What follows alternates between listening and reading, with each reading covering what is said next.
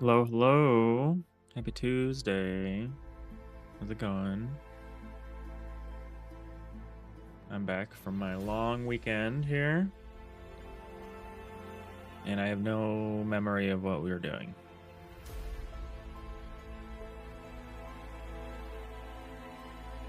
Boo.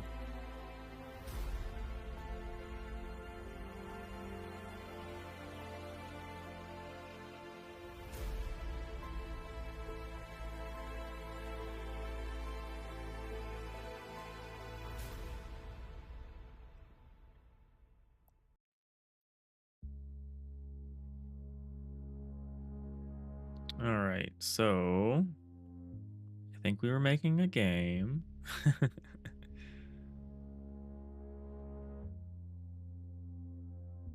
I think we had just finished. We had either just finished or just nearly. Okay, we finished the block cutaway or auto tiled outlines, right? I think the selection overlays we were having some trouble with.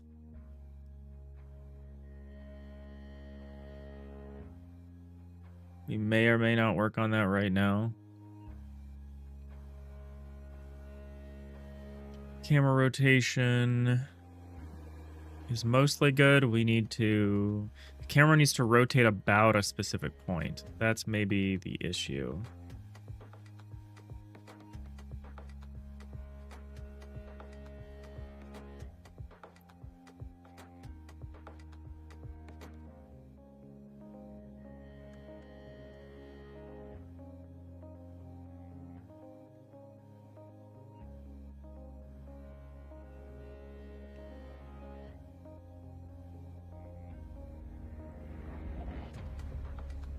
You know, out of curiosity, can I define the center of a bounding box? I guess in that case, it wouldn't be the center. It would be like a pivot point.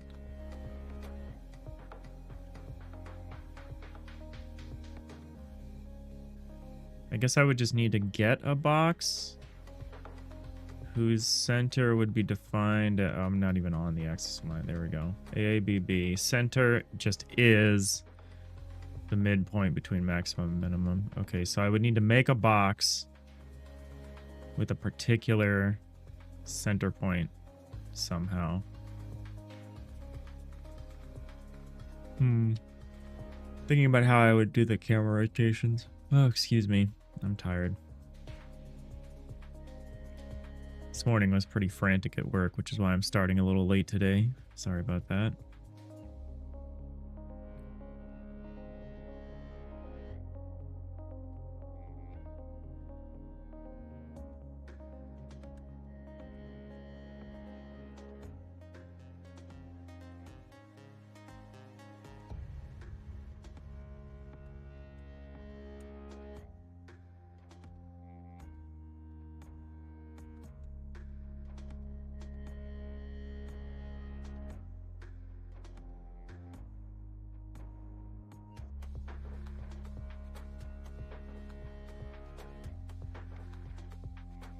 All right, I realized there was one thing I wanted to change, but I think we could do it later, and it has to do with the way we changed the cutaway syntax for doing this stuff. So like here now it's cutaways.has, and you put in a key, and then you put in an extent. I think I would like it to be cutaways.get key.has extent.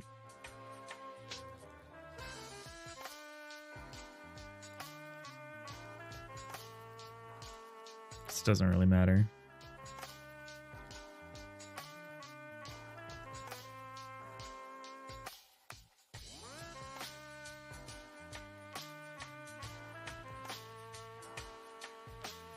And that's pretty tedious change, so I'm not going to make it right now.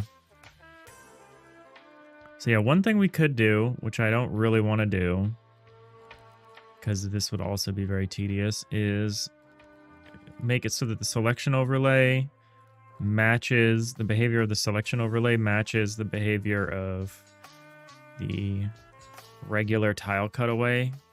Because right now that behavior is not, it's like divergent.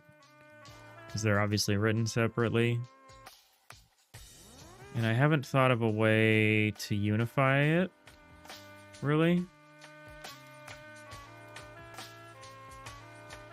With one exception of something that I think might be worth doing eventually, which is treating the outlines as a separate mask or a separate layer for the auto tiler. Like right now, we have these big tile atlases that contain all of the outline variants for all these different tile pieces that you see me like drawing around and stuff. We have variants for all of them with different outlining levels.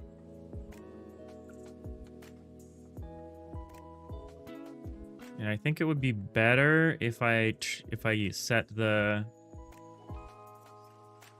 Oh, that's weird.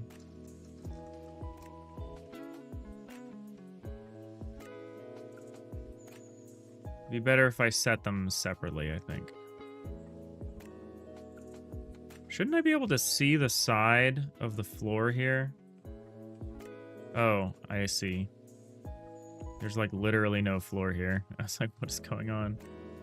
Oh, that's the other thing, is we need to be able to start seeing what's going on right at the edge here of the half walls. And that's another way in which doing the selection outlines separately will be really nice, because we could just, like, we have selections here. We could just change the Z indexing so that selections just render on top of everything. So if I've selected this tile right at the edge, it could like bleed through. Because it looks like we obstruct about a tile and a half with this half wall. Not fully, because you can still see above, but you can tell here, like, if I select all this stuff, you can kind of see that of this 3 wide selection, about half of it is getting obstructed by the half wall. So I would like stuff to draw through that, at least selection outlines.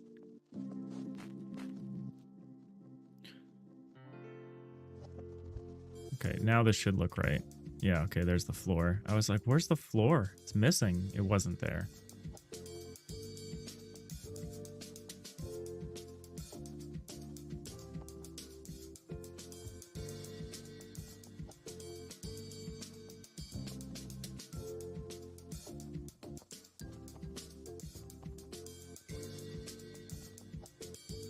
Yeah, all of this looks good, but if I start selecting things, you'll notice some weird stuff. Sometimes. Yeah, like there's some missing stuff there. There's one line missing there. I also want to address this awkwardness at the edges here, where if I select this thing, you can't see the top outline. That can only really be fixed if we draw it from above, from like the tile layer above. Like one level Z index up. Hey, Nix. How's it going? How was your weekend? Yeah.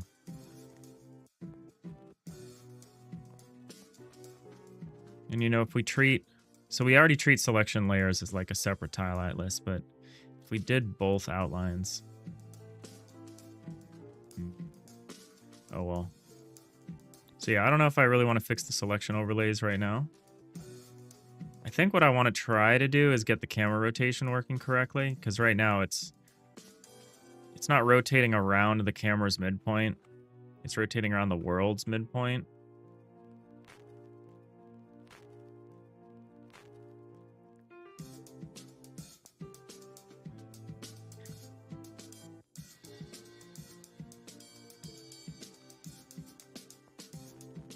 Yeah. So I want to look into how to get the camera rotation to be around some kind of midpoint there.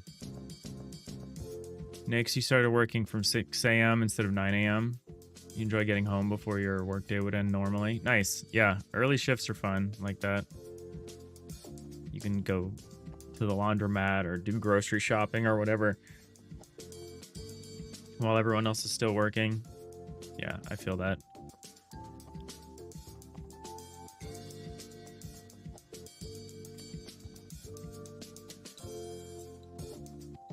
It does get hard to wake up really early for parts of the year, though. Like right now, it's fine for me because I wake up at 6 a.m.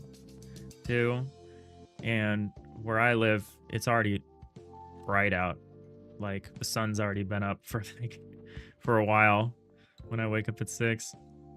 But I know that's going to change. You know, it'll get much harder when it does.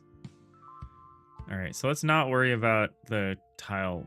Let's keep the selection overlay thing here on hold a little bit. And let's look into this camera rotation thing.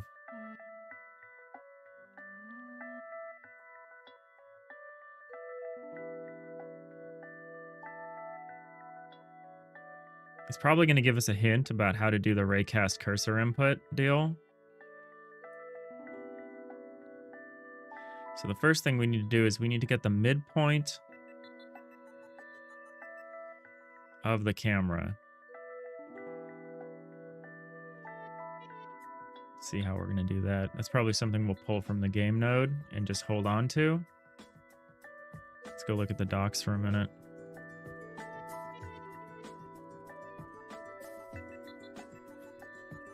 You get up at 5 a.m. You used to have a lot of problems waking up because you're an incredibly deep sleeper. You got this shocking watch. What?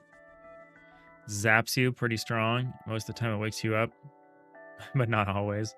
That's wild that that still doesn't wake you up always. I'm pretty good at waking up with an alarm, but man, I am not happy about it.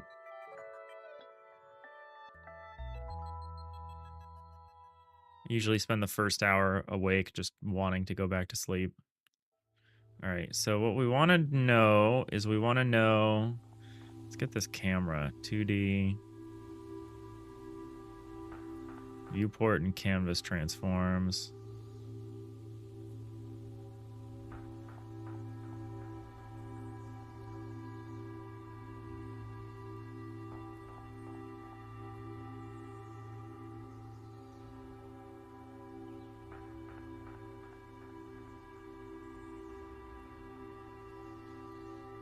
Let's just look up camera directly. What kind of camera are we using? Next, you tried a bunch of different alarms, from ones that shake the bed. Sounds like a big alarm. To ones that are obnoxiously loud. They didn't really help. Oof, that's rough. Yeah, that's tough.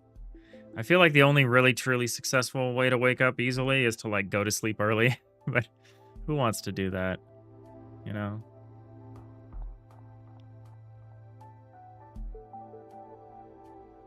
I usually don't get a ton of sleep during the work week, and then I just sleep in a lot on the weekends. I just make up for it.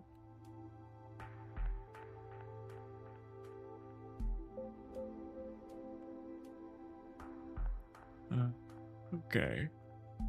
Oh, excuse me. Okay, so we have this camera 2D.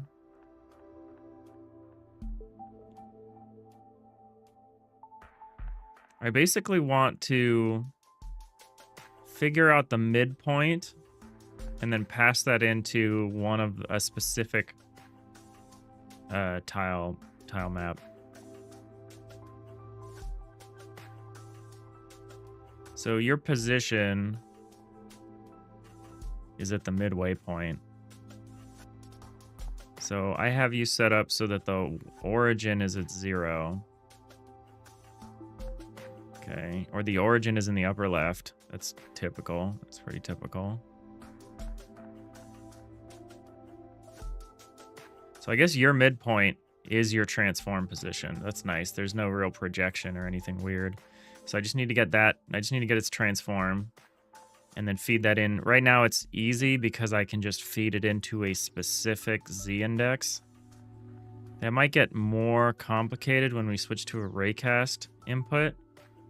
You might literally need to just cast a ray from the camera position and then see what we hit, but that's fine.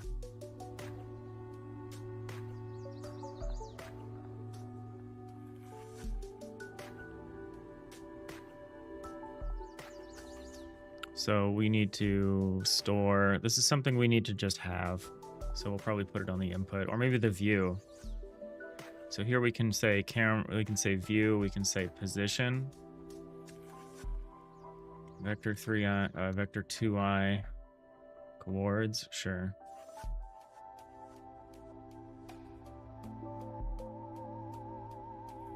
So the coordinates of the view.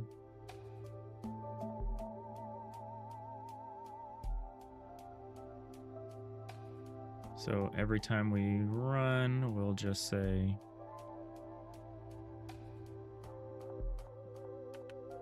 game.view. FTL cool game. Hey, XLRX 2000. Yeah, it is. We're working on kind of an isometric 3D take on it. Hold on, I think I might be a little loud here. There we go. This is more the volume I want my voice to be at. Yeah, so yeah, we're trying to work on an isometric 3D version. We're tackling some tricks of that right now. Around the 3D space to the 2D visuals, converting between the two and stuff. We're working on a tool to let us build out these 3D spaceships and then render them in a kind of isometric 2D. Because yeah, FTL is a very cool game. So what we can do here is we can say view.coords equals oh, we need to get the camera, don't we? And hold on to it, huh?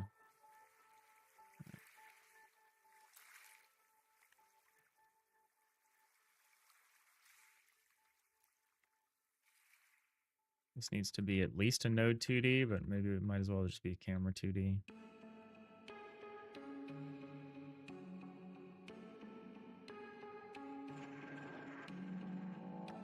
I don't do this very often. Is there just a shorthand for the camera?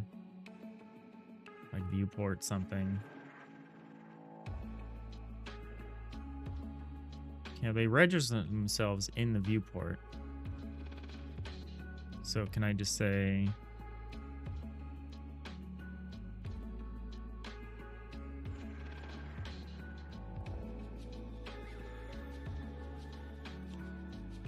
Note that the camera 2D node's position doesn't represent the actual position of the screen, which may differ due to applied smoothing or limits. Get screen center position, that's what I want.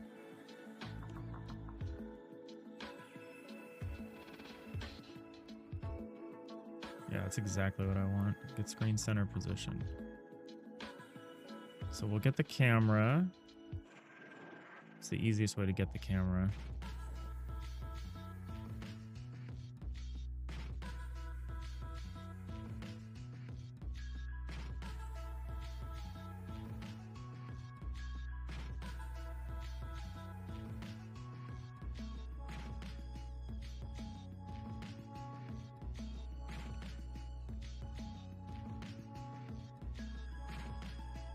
Viewport dot get camera 2D.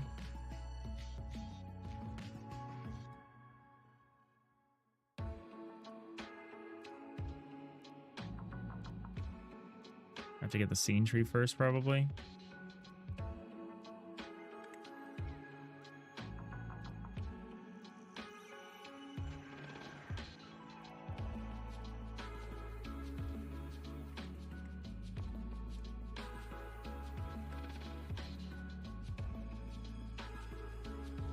I want to just get the viewport. Can I just do that? No. Turns the node's closest viewport ancestor if the node is inside the tree, otherwise returns null.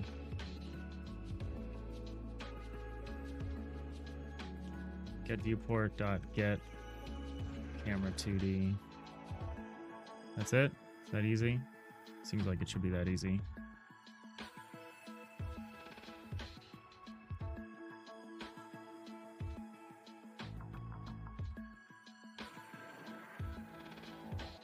Say view dot coords.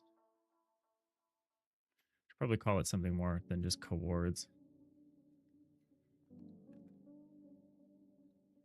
Camera dot get.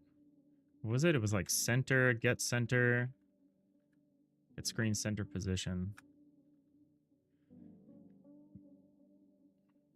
Oh, that's just a vector too.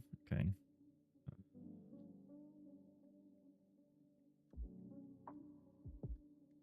Probably gonna round it then.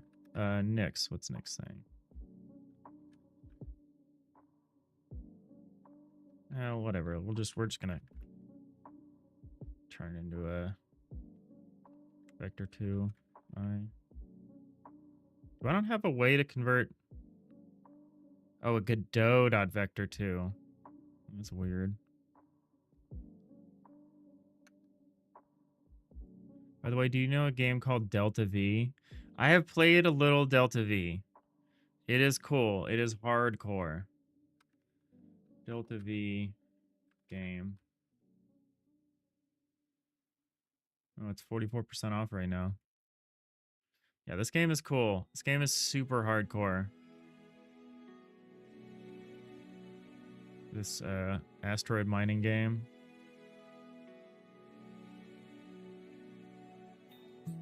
This ends up not being the part of like spaceship management I'm like terribly interested in. Like the minutia of like the tactical maneuvering, but it's really cool. And it is pretty cool to try to like capture these asteroids without, you know, crashing and blowing yourself up. Super cool game. You've been playing it for a few months and you still can't even buy the most expensive ship. Oh my god. Yeah. It's a pretty interesting game. Yeah, I never even really got into combat.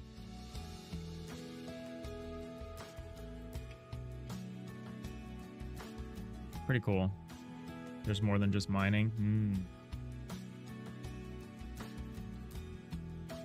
I have been playing RimWorld. I reinstalled RimWorld on this computer. Fresh install, no mods or anything. Just playing those let's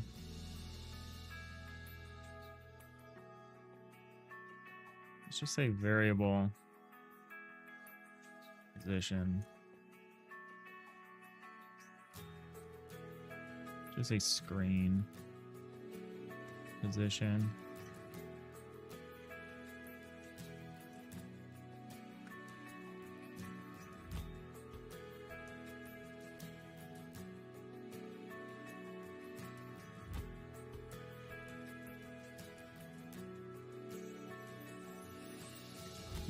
You saw that I've been playing it. Yeah. I've been playing it a little bit. I'm trying to basically remember how to play before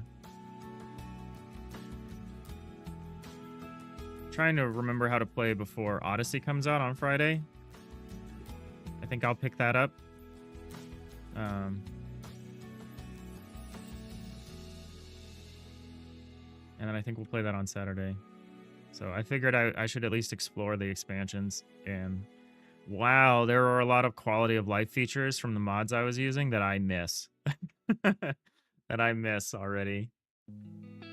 I also heard that along with Odyssey expansion, there's a huge 1.6 update coming out at the same time. So I figured I should play before 1.6 as well.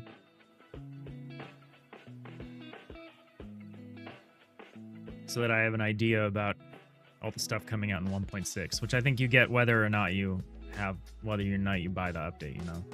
But yeah, I'm excited. The ideology is intense. I thought I picked a pretty tame religion for my colony, and it's fun, but it's ended up being like more than I had anticipated. So I feel like we're gonna have to be very careful when we play live. Because RimWorld goes off the deep end real quick in terms of crazy, weird things happening. It's like all of a sudden you're like you're a colony full of cannibals, and you're like, when did this happen? I don't remember this happening, but somehow we got here.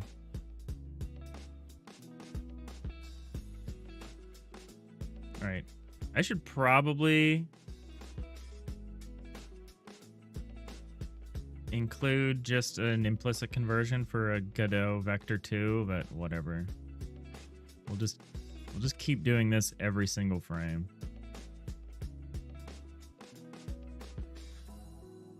I should probably do this before stuff. Probably do this early.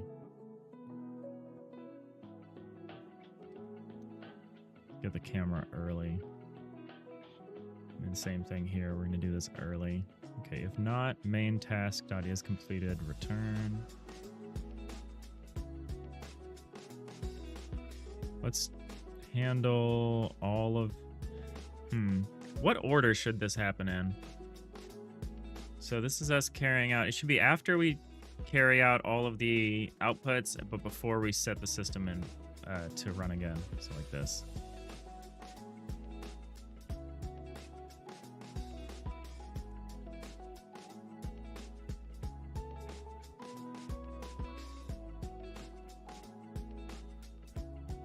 All right, now we have a representation of the camera's center point on the screen that we can pass around.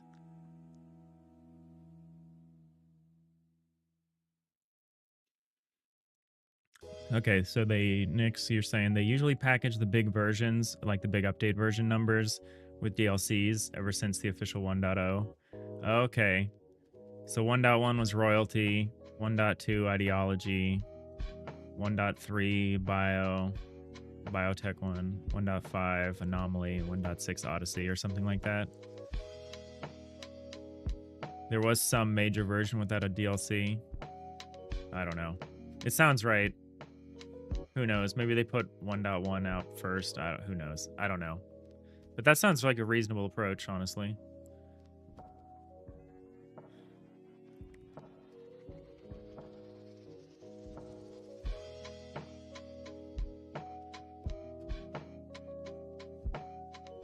All right, so if we were to do this rotation around the camera, that would probably be something we do in the view system. So I probably should grab that.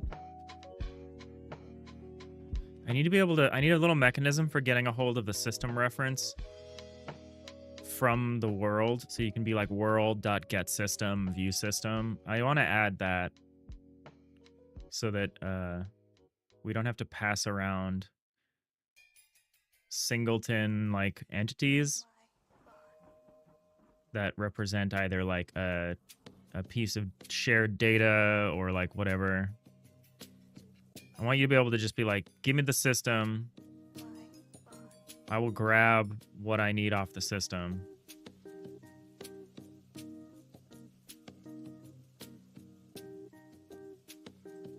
And that way the system just needs to have a reference to any like singletons or whatever.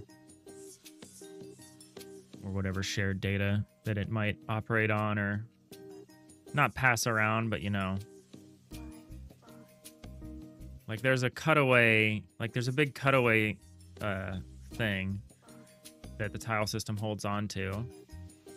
And like it's only needed by the tile system, but what if we get down a ways where like maybe the UI system needs to know about the cutaways, right? Then it would be a lot easier if we could just get the tile system, grab the cutaways, do all it that way. All right, so view system. So orbit. So what we need to do, so here's the hard part, right? So we change the game view angle when we do an orbit. Okay.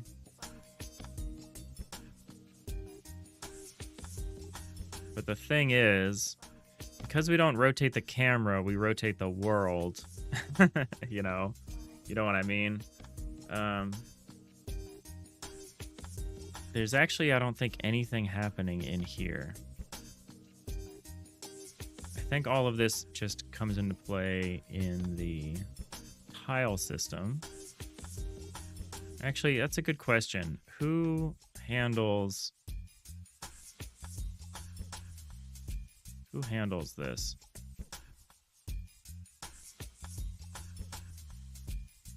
I think I might need to provide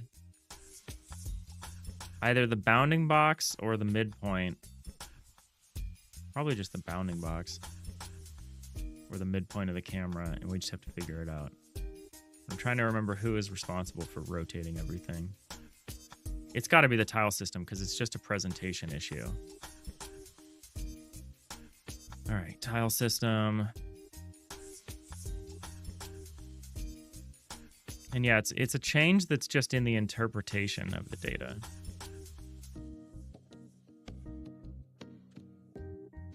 So if we wanted to rotate everything, we need to define where we're rotating from. Our basis is just to do it on the buffer's own thing, but what we actually need is we need a camera, we need a view bounds that we rotate around.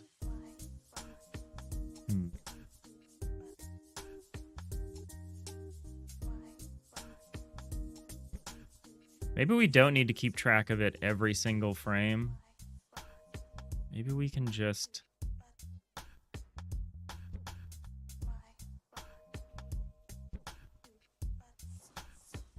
Maybe we can just have a function that's like game.get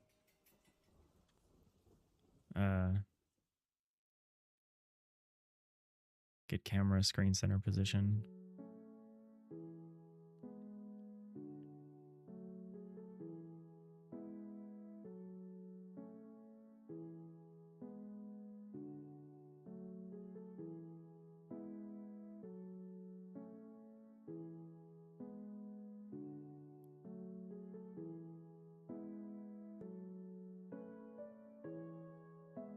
So let's look at so we're doing this all the time, basically. Like anytime you see a view absolute like this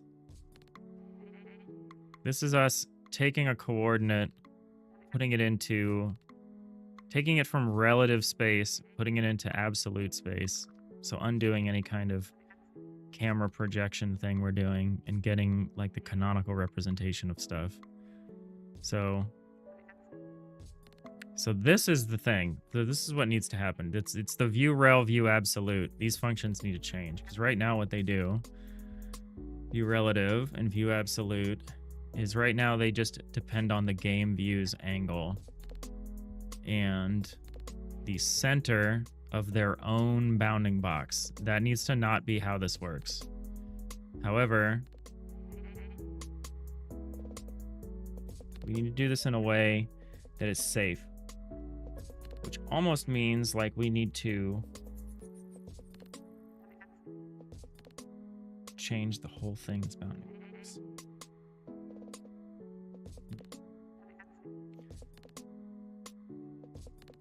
Because the absolute view, these absolute bounding boxes, or these bounding boxes in their canonical form, their minimum doesn't go below 0, essentially, most of the time. But that's just because the tile set data can't have an atlas coord less than 0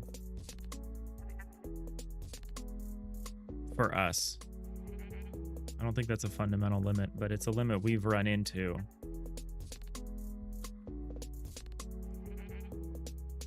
Because of the C#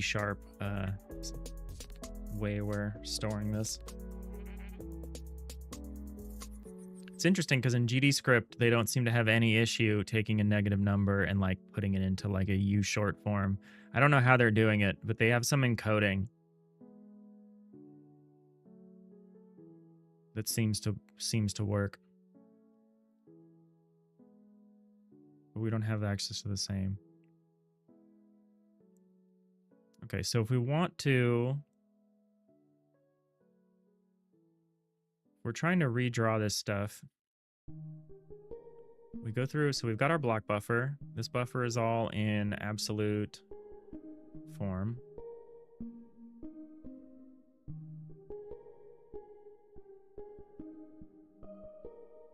And then what we do, we get a relative position. We say block buffer.aabb.viewRelative.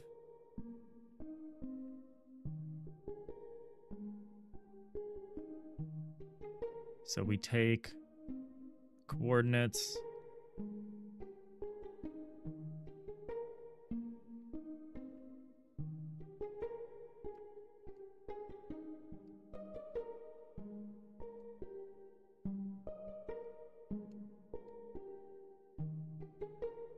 So we almost need to rotate the bounding box around the camera screen center position.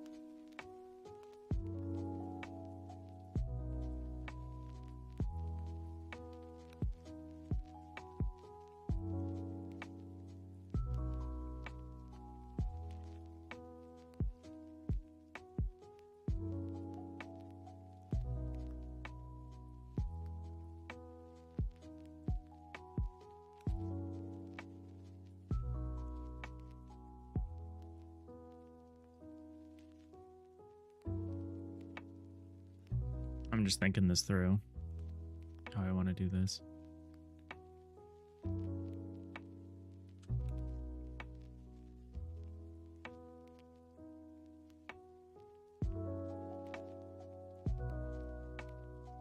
So it almost makes sense to... It almost makes sense to rotate the bounding box around the camera and then rotate the bounding box around itself.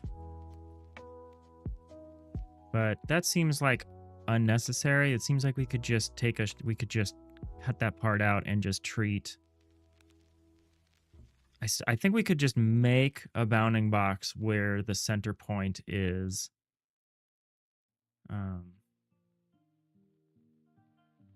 that screen center position.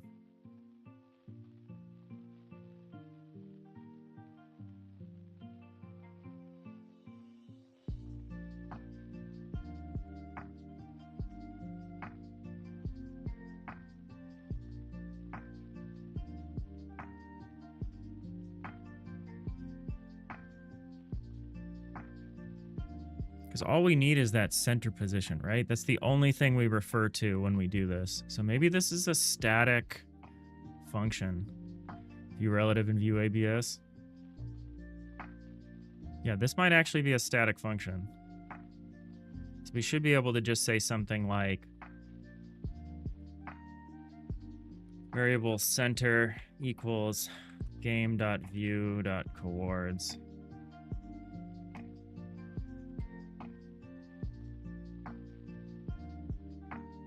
And then we could do something like this.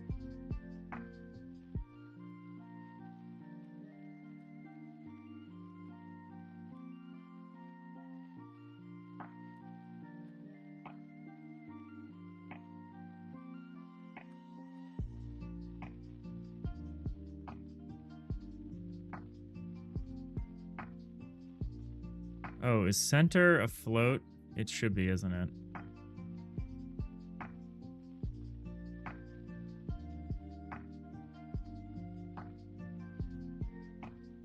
Right, because that could be a midpoint. Okay, hold on. Hold on. So this is actually a Godot.vector2.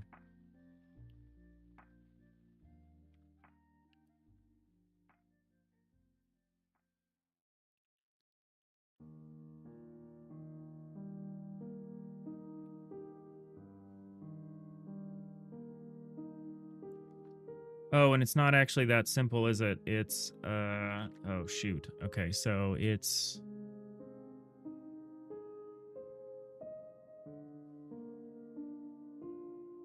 It's not just the camera point. I need to get the camera point into... local space? This is going to be a little off. It's always going to be a little off, because we basically need to rotate around a particular tile.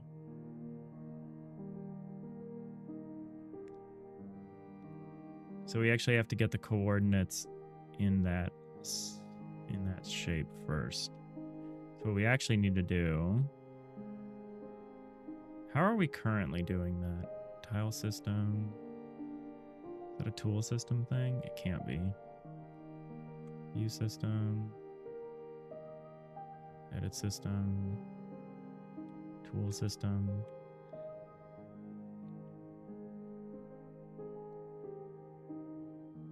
Oh.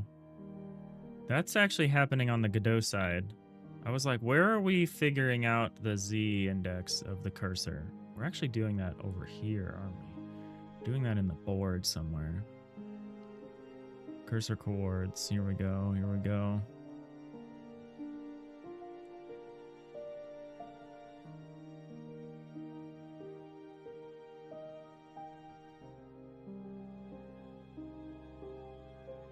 Yeah, this will need to change. But what we could do... So we have the camera.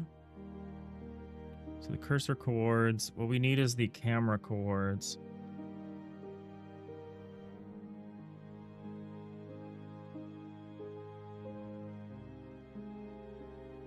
Camera coords. So this is something we just need to do every frame. Well, we don't need to do it every frame, but we're going to do it every frame. We're going to say camera, coords, vector 3i equals. Well, here we have the map cursor to level coords. We should probably also have a map camera to level coords. Look at us. Look at us doing GD script code. Exciting.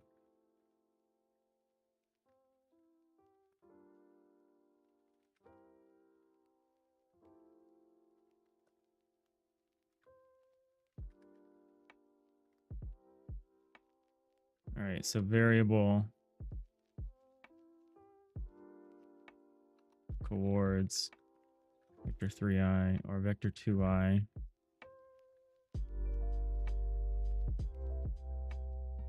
Static layers, level index. So we can just use level index, huh?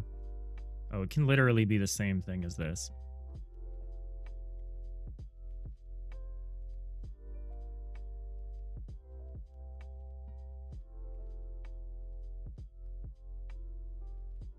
Could this just be one function? Could this just be like map local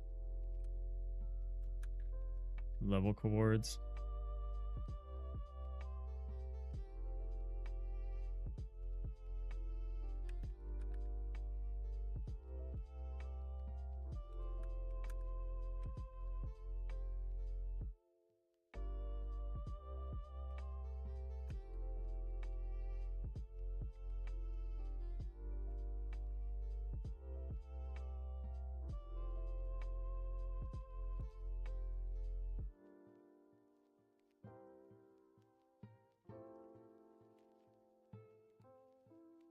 So this is global coords. This is going to be local coords. Or hold on, local variable local coords. Vector 2i is going to be static levels. Where's it? Static layers. Static layers. Level index. So yeah, this is all hard coded to be a specific index to local coords.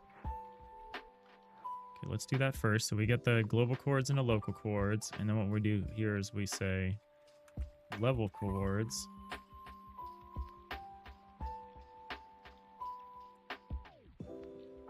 Or what we're gonna do is we're gonna say layer coords. Vector 2, static layers, level index, local to map.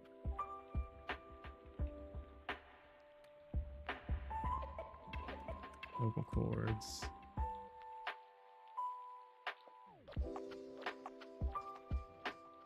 What does this give? Why is this a problem? Expected expression for variable initial method. Layer coords equals local to map. I probably don't have enough. Oh, I have too many parentheses. Okay, and then we just return a vector 3i.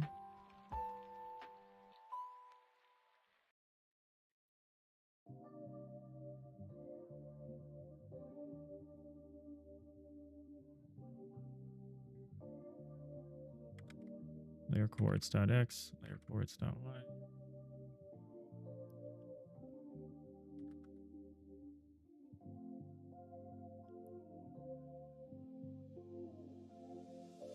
Okay. That way we can use a single function here.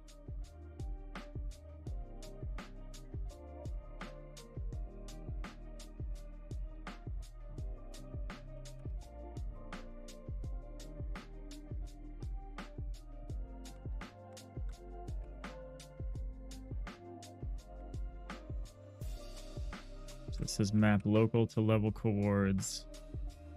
Instead of get global mouse position, it's camera 2D, or can it be just get camera, get screen? No, I don't want the screen transform. So it's camera 2D, get screen center position. That's it. So then what we got to do is we got to say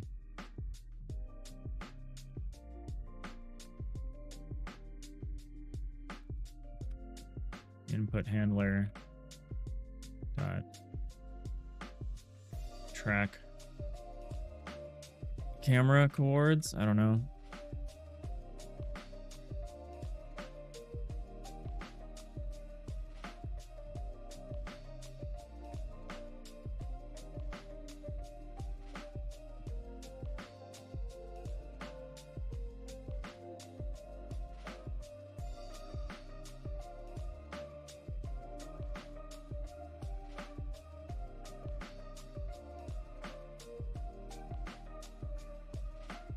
Why are we recording this information?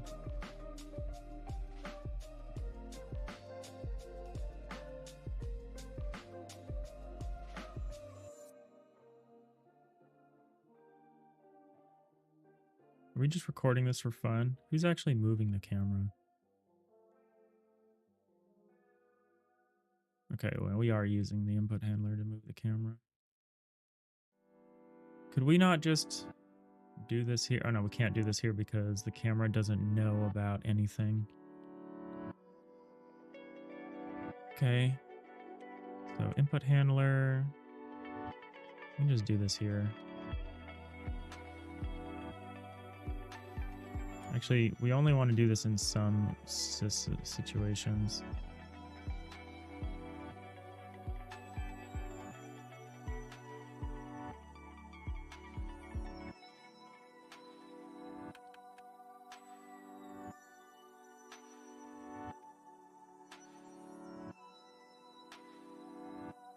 So should we have a track camera position or function here?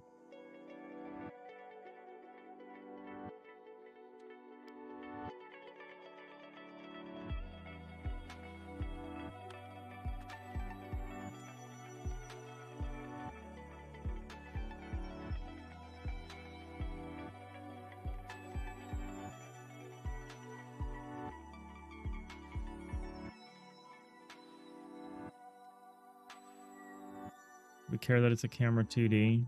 No, it's track camera. String.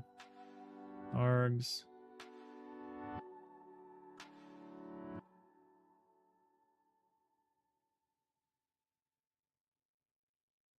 Actually,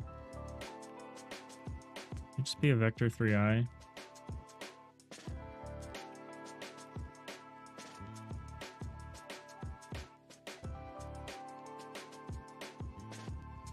Just say game.view.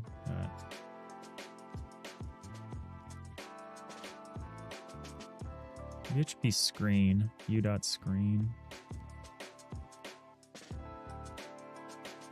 Screen.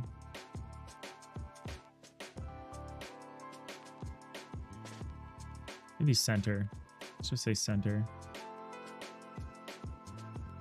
And okay, so this actually. L43, hi. Hey, how's it going? Welcome in. We're working on a little isometric 3D kind of game that's inspired by things like FTL, Faster Than Light, RimWorld, other sci-fi little space management games like that, where you've got little low resolution duders. How are you doing? Welcome into the channel. Going a little slow today. We're starting our week. We start our streaming week on Tuesdays, and I think I can say I'm still a little tired.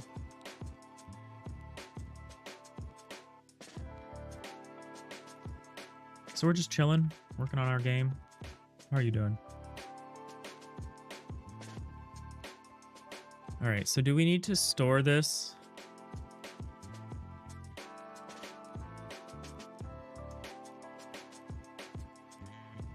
Here's the one problem with the approach I've just chosen, which is to specify. We need to specify a z-index because we need to know how far down the camera is, because that's going to matter. when we're doing this. So we can't just, so I guess in this case, it can just be a vector, or it's got to be a vector 3i center. We'll stick with that for now.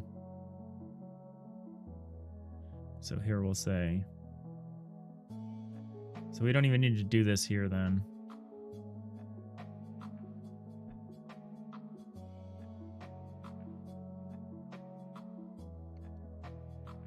We'll do it here. Track camera view dot center equals position.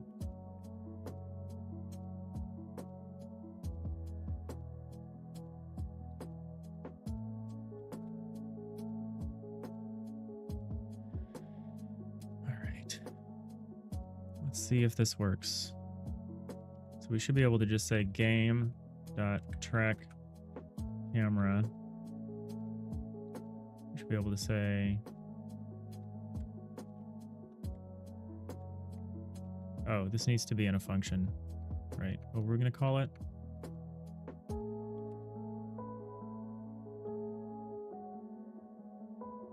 Track camera coords. Maybe track camera center. I don't know.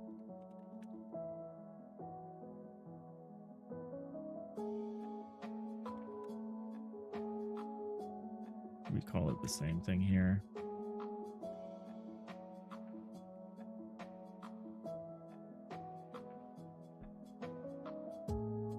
It's more of a pivot, but whatever. We're going to call it the center.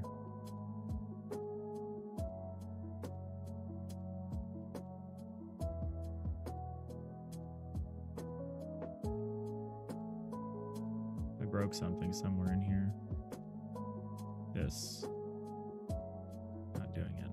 Not doing it like that. I'm just going to do it like this.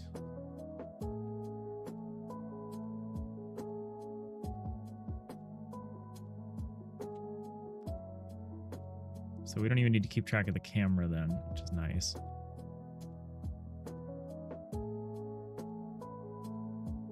Do it all here. So we say we specify the camera coords, and we track that. Wait, what's the problem here? Map cursor to level coords not found. Yeah, we don't use that anymore. Excuse me. Map local.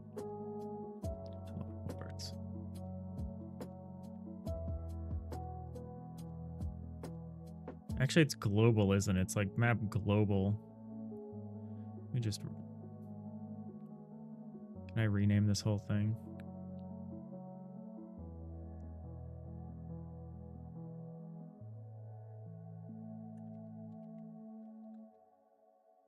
Map global.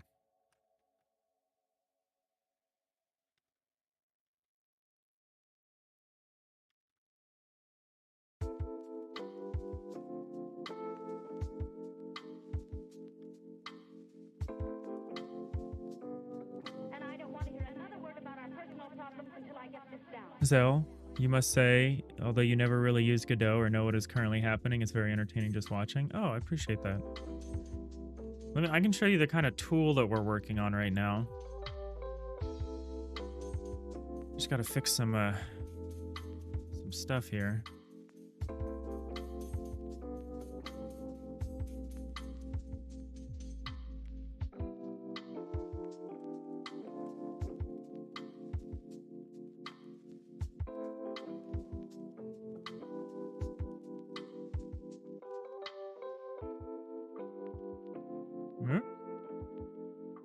Non-existent function in base.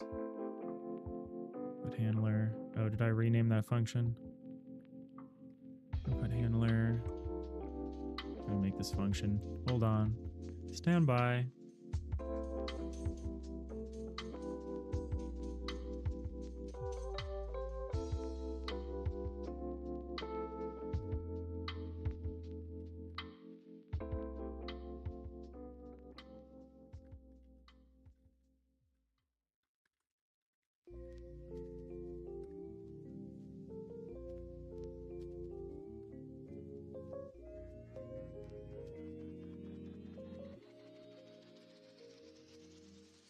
Alright, why can't I see this? Oh, do I need to rebuild the project before you'll be able to see it? Game.track camera center.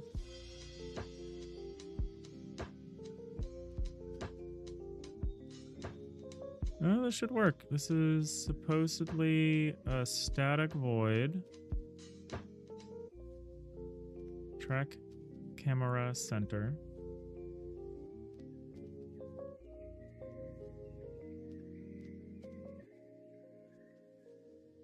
Yeah. Spelling it wrong? Nope.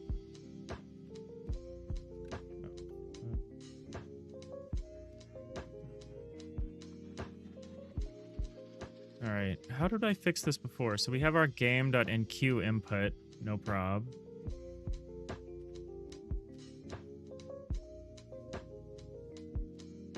That's fine, but track camera center is giving me some problems.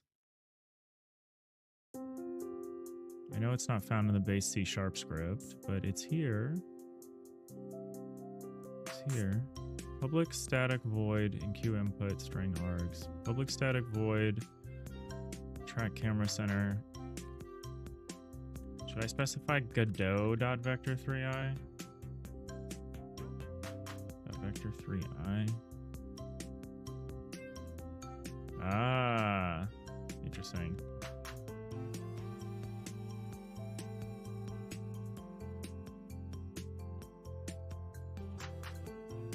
Okay, that fixed it.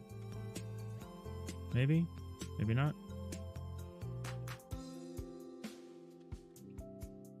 Now if I build the .NET project.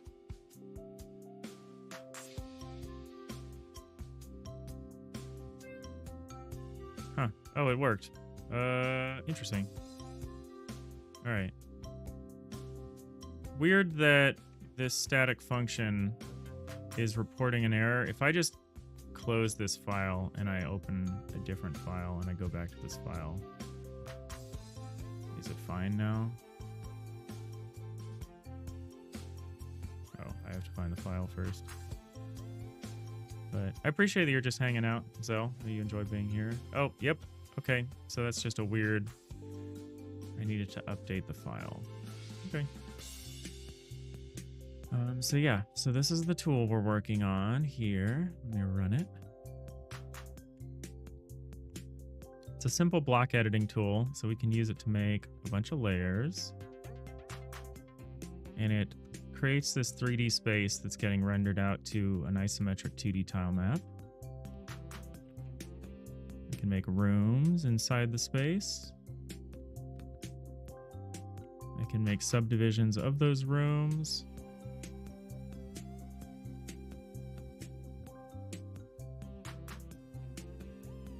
Put some doors in here. Oh, there's something that I need to fix. I don't understand why the door hull type is being mismatched here. They should not be this dark gray color unless they're like out here. Oh, they're just being flipped.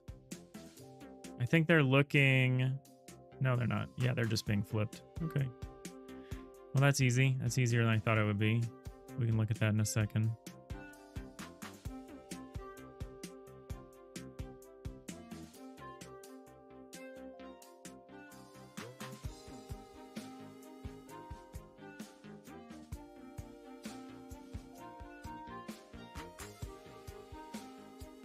Yeah, right now we're working on the camera rotation because right now the whole space gets redrawn based on the camera angle, but it isn't rotating around the camera, you know? It's rotating around the origin of the world.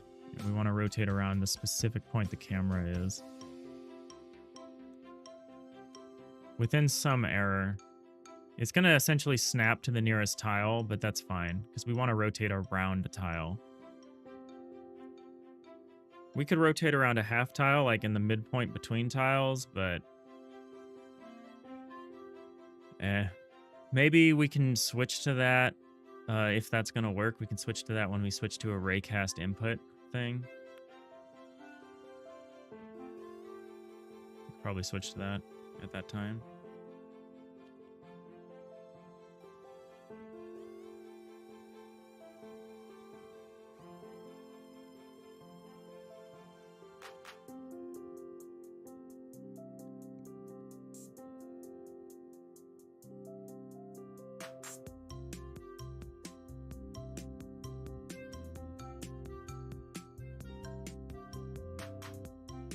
All right, so what we think the next move here. So now we're recording the camera position.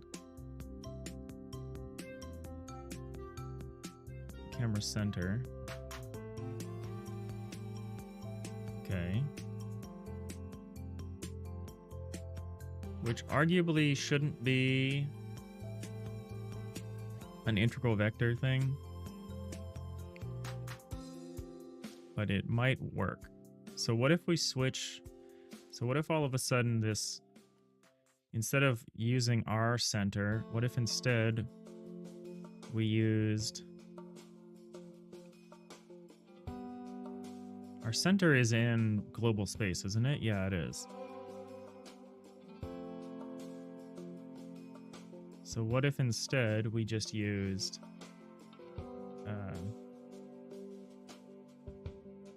what if we use the game.view.center?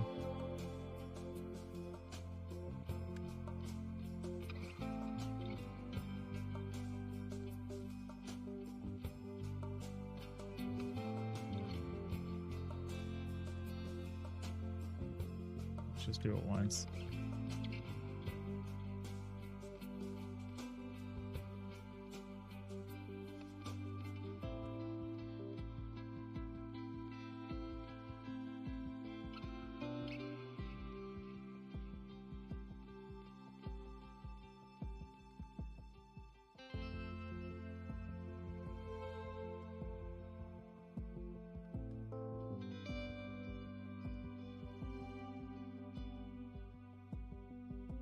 We shouldn't need this cast to integer anymore, but I'm going to keep it because we might switch back.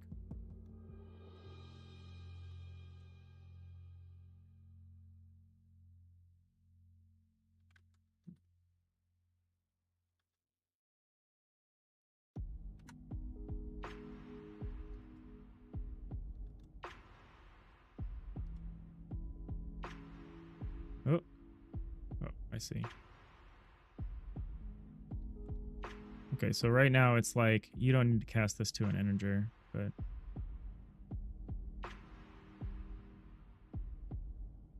we might later. Let's not worry about it right now, I guess.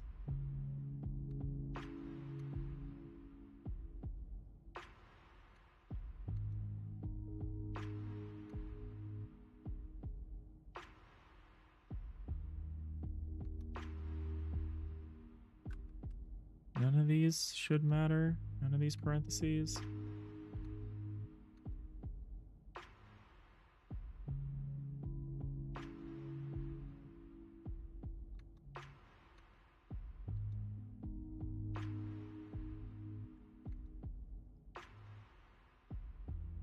Oh, wait, hold on.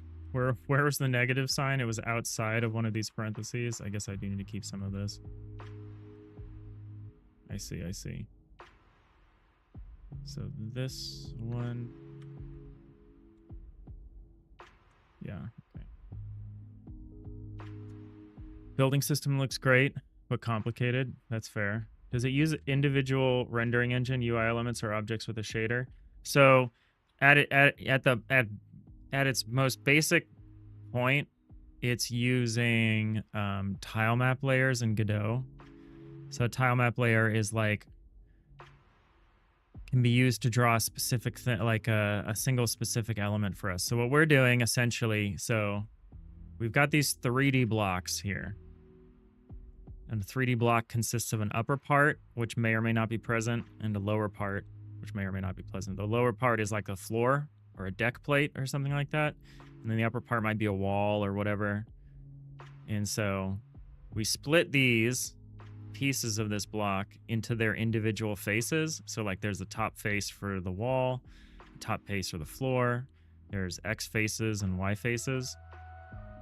And we basically have a tile map layer for each of these faces. And so there's an auto tiler that goes through. It looks at all the blocks. It looks at what's neighboring the blocks. It figures out which blocks should have outlines and should not have outlines, like which ones have like heterogeneous neighbors and stuff. And it figures out where all the outlines should be, and then it just fakes all of that by, you know, drawing all the individual faces, and then the final look is this kind of isometric 2D kind of look. It's dimetric, it's not isometric, it's like more side on than top down. It's a 4:1 pixel ratio instead of 2:1.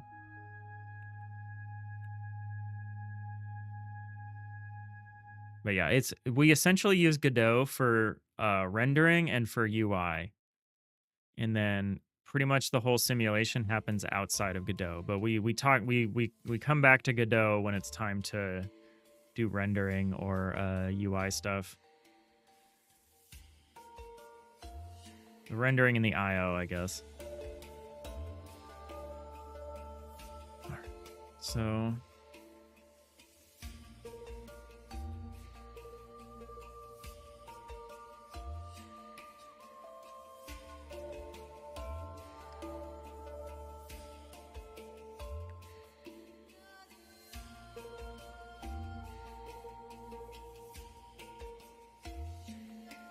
I think I'm doing this right.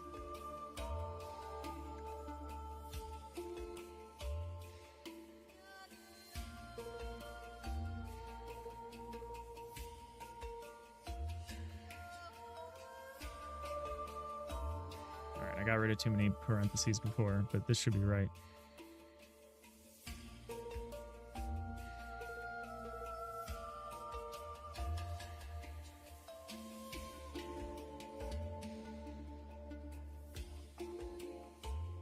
So we're going to need to convert this to be a static. But we're not going to do it quite yet.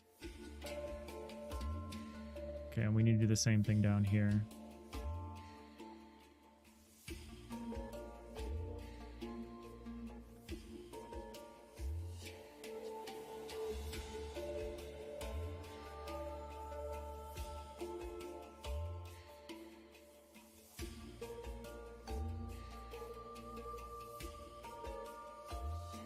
I'm almost certain that this is going to cause some kind of horrible array index out of bounds crash, but we need to see what it does. This is definitely the direction we need to go. Absolute. What's absolute? Oh, that's the vector we pass in, right?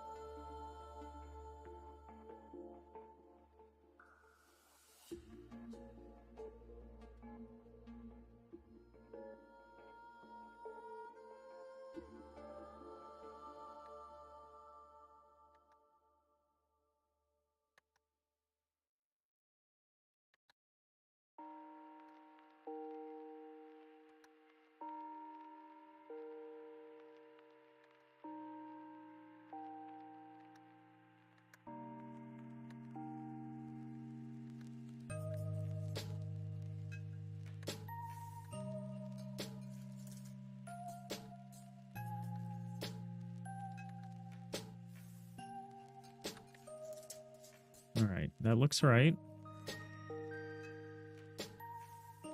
Let's see what that does.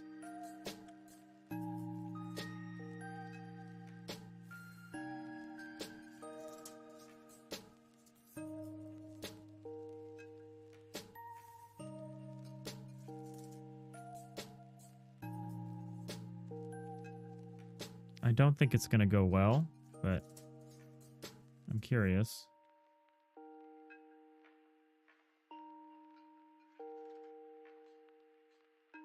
Oop, went too far.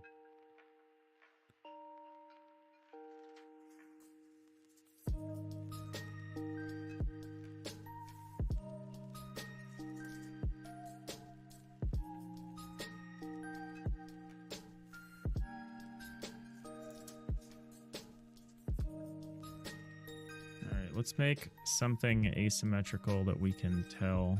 So let's make like a little room down here. I guess we can do it everywhere.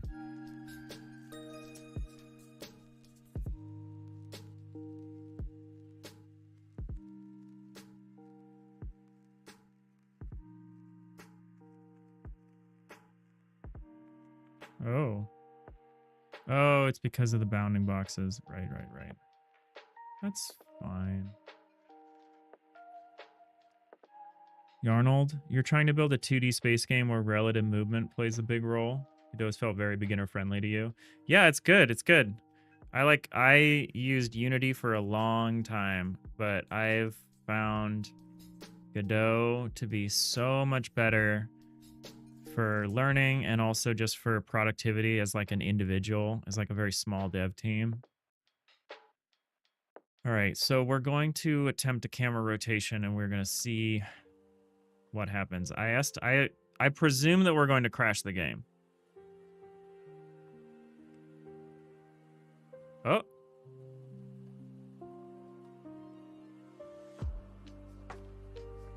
That's kind of what we want. If I move. Uh-oh. Okay, now everything. Hold on. Hang on.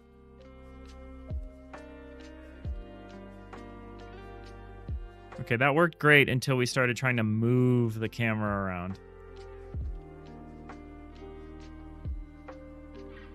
Yeah, so we ran into this. Get index coords. 33 minus 1, 0.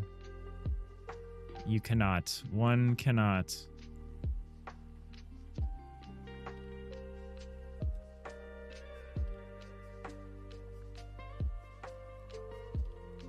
So that stopped working at a certain point.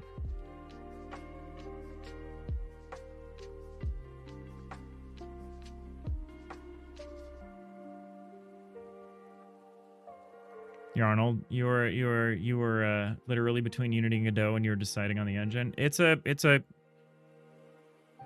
Those are two good choices. But yeah, if you're doing 2D, I really don't think you can do better than Godot. I think Godot's 2D support is so good compared to Unity or Unreal or whatever. I think if you're doing a 3D game, it's more of like an open question as far as what you want to use. There's a lot more options. But for 2D, Godot is so incredible to use. I love how pixel perfect everything is. All right, so Zell, you're saying Godot feels more like a game in itself. Interesting. Kind of the Godot engine uses Godot, so like this Godot engine interface is itself just like a Godot program, like it's written in its own code, you know. So in that way, it is kind of a game in itself.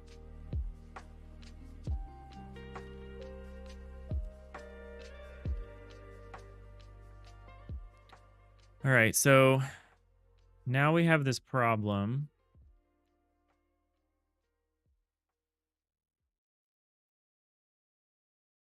How are we gonna do this? Let me run that back.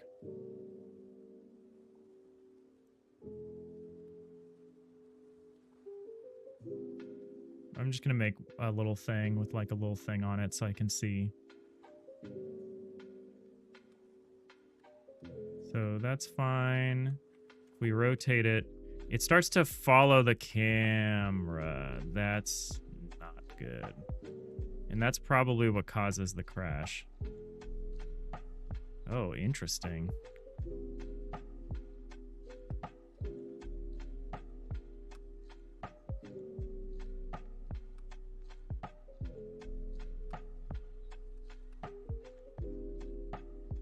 Interesting how this goes. That looks cool. It's very bad. It's going to cause a crash if I move at all the wrong direction. Like if I go this way, yeah. Why is that happening?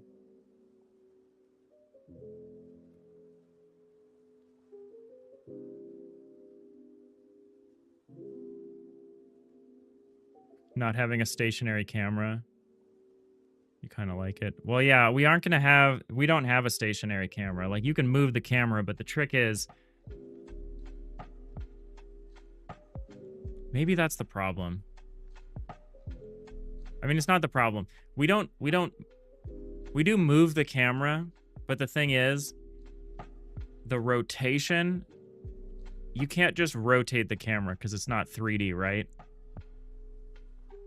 So whenever we turn the camera, what we're actually doing is we're redrawing all of the tiles. Could it be the camera is going out of bounds? No, that's not really what's happening. What's happening is the world is going out of bounds because it's trying to follow the camera. So that's a misapplication of this. So I wonder why.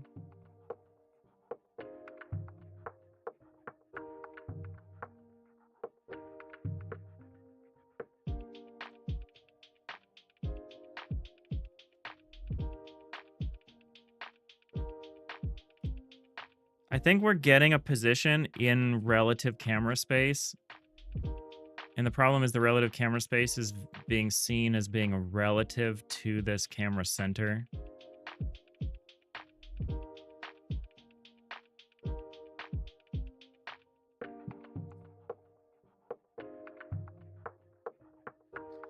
So we still need to be able to rotate about the camera, but it's not, that doesn't mean that like stuff follows the camera around. So this view relative bit is wrong. I also don't really like the way that we do this anyway. I would kind of like it to be more straight up vector stuff and not me like switching off of an angle. I would like to define a projection and then just like do the matrix math, but I'm not good at matrix math, so I'm not doing that right now. But we might want to head in that direction. Because we're essentially like rebasing the coordinate system whenever we like turn the camera. And that's kind of how I want to think of it. I don't know why this is. So let's say view relative. It's one of these view relative commands is causing us a problem.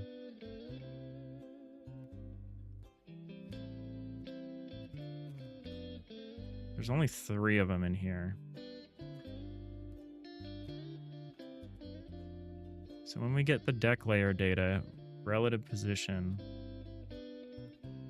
buffer.abb.view relative.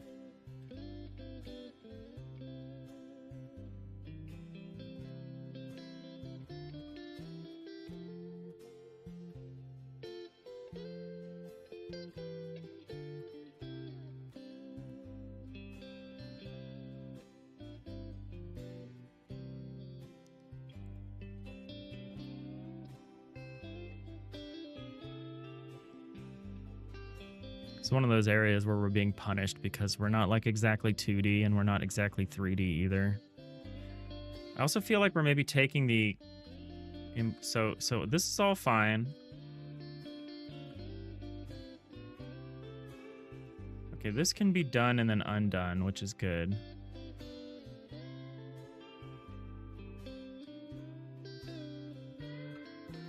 So it's doing what we want in isolation. We're able to rotate around the camera. Oh.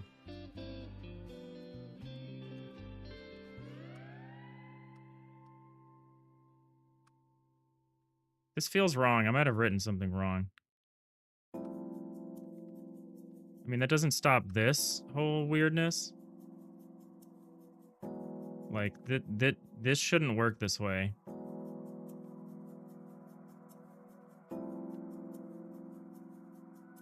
It should be going straight up and down, not the side-to-side stuff.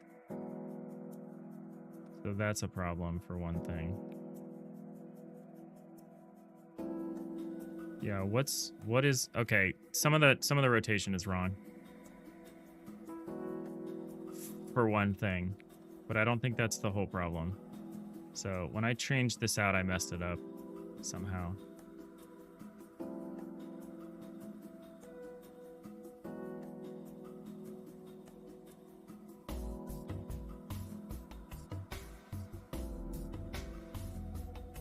Do you not remember everything else that we did? Okay, whatever.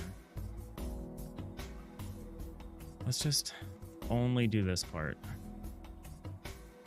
Let's not mess with any of the parentheses or anything. Let's just verify that we're even doing this correctly in the first place. A little concerned I messed up the order of operations. Trying to just simplify things. I'm also convinced that we're probably passing in bad data. But the one thing that really makes me confused is the fact that everything moves with the camera. It's very strange. It's a very strange thing to have happened.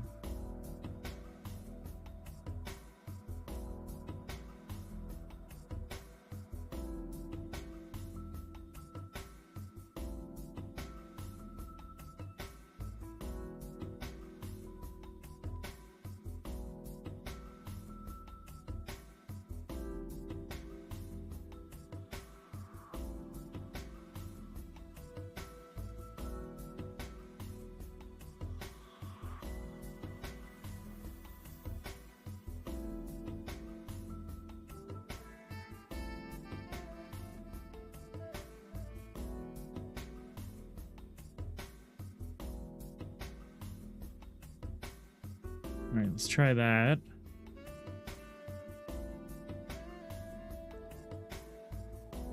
So, hey, Rhiannon Journey, how's it going? All right, we're gonna do this with just a little mark on it so I can see kind of what's going on.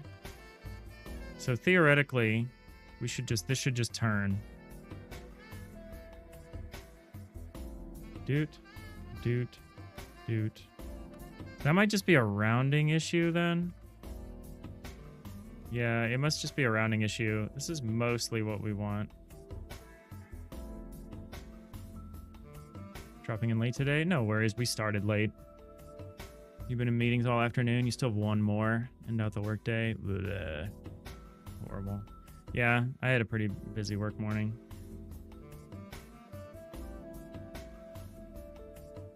This vendor that holds a lot of our data has had this problem in the last few weeks where it'll just stop reporting certain fields and it will just pretend that those fields don't exist. It's so maddening. I spent like 2 hours just rewriting my code to like not depend on this field that should be there but isn't. And I'm sure if I go rerun the report now after like a few hours, it'll be back to normal. And if I ask them about it, they'll be like, what do you mean? It seems to be working. It's like, yeah, but it wasn't for like 6 hours. And that was when I was doing my reporting. All right, so this works. So we've got camera centered rotation, Rhiannon Journey, and everyone else who's paying attention. So that's pretty cool. The weird thing about it is the thing is following the camera. That's not supposed to be happening. It also shouldn't be doing this. Like it's going, like if I go up and down, it's going, it's just going straight up and down and along Y. It should be going, it should not be doing this, essentially, is what I mean. And yeah, if I go this way, it does the same thing, but along X. Very strange, very strange. So I don't understand that. And obviously that will crash. Because we can't handle, yeah, we can't handle negatives. So I have to understand why that's happening.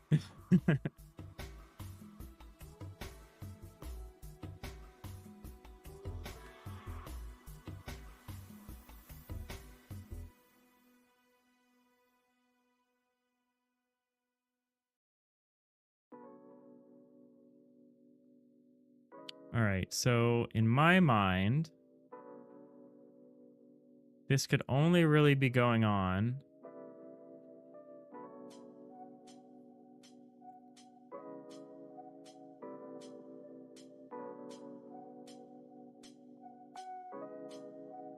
I'm going to check the tool system real quick.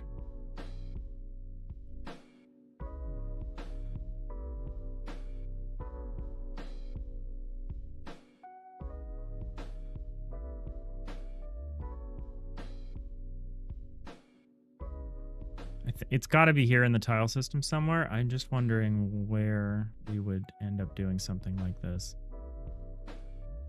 I guess it's everywhere because it's just drawing the whole thing over there.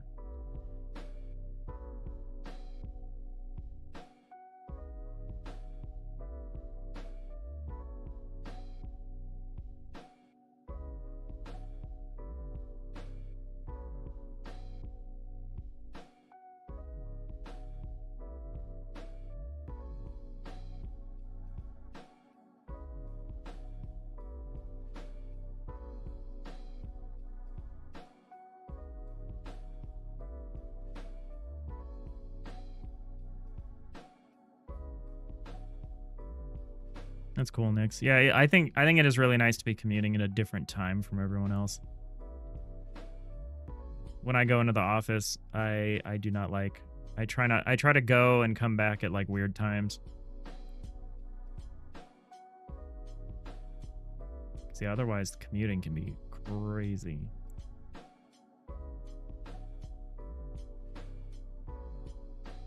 All right, so where could this be? So we're getting the relative position when we're figuring out this stuff. We're doing this a bunch, basically. We get the relative position, like, a lot.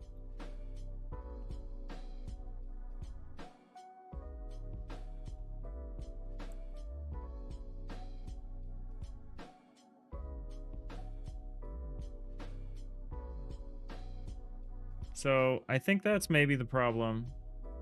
Is I think when we get the relative position...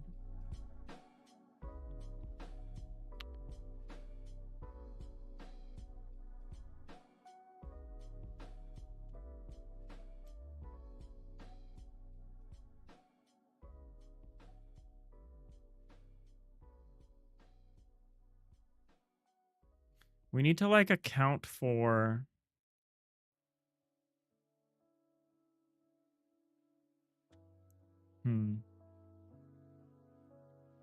This is tricky.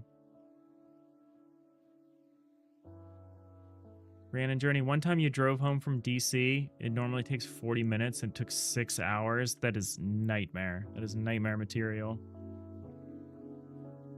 Oof. All right, so...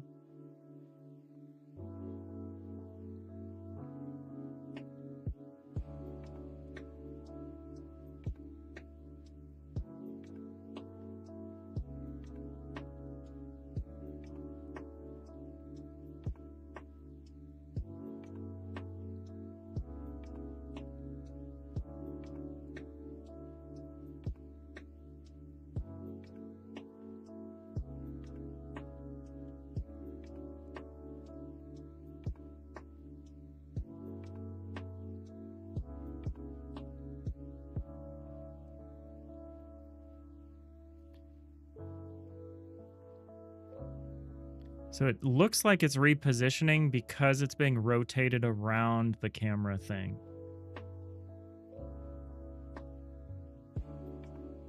So maybe we're getting the wrong thing.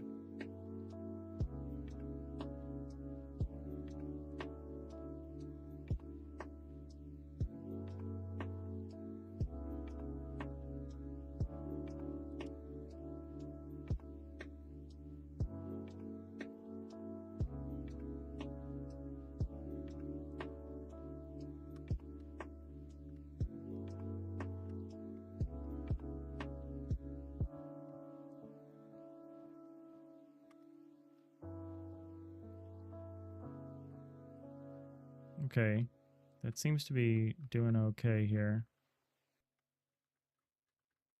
So you can kind of see it is rotating around the camera pretty convincingly.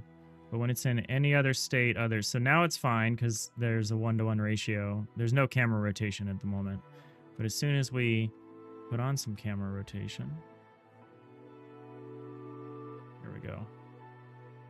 Okay, so yeah, it's just a little awkward because of the because it's rounding to the nearest tile, but we can change that eventually. But now it's doing something else, yeah, and it's hitting a negative coordinate.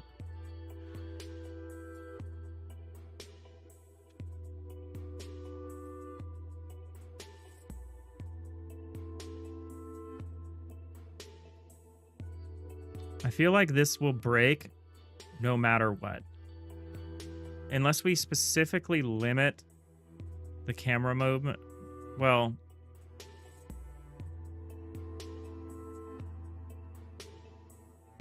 even if we limit the camera movement, there's a chance it breaks on us sometimes.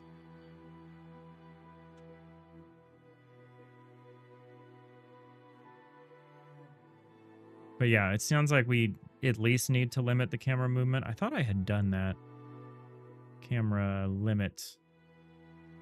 Yeah, that is too much. Left scroll limit in pixels. Camera stops moving when reaching this value, but offset can push the view past the limit. Well, we at least need to turn this on. So 640... So negative 320, negative 320, or negative 180, 320, 180.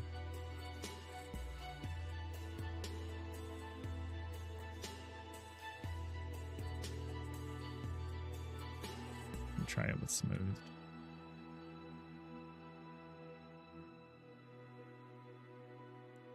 Hey, Fusionist, how's it going?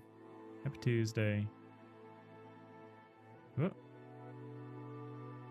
whoa, what's going on here, huh? Oh, I think the camera got spawned in a weird spot because of the limit that I set. Where is the limit being measured from?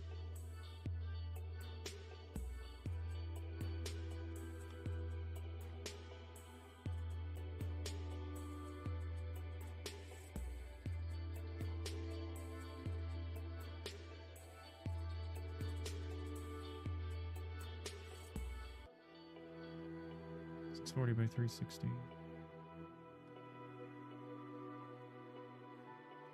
Cool. Yeah, we got camera centered rotation working, but we're running into a few issues.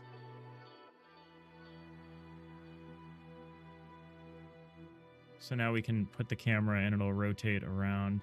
Oh, it doesn't, that's weird. This doesn't make sense. I think our rotation just is kind of broken. Not the least of which because things move. So did I stop the error though at least? Crash? Are we crashing? No?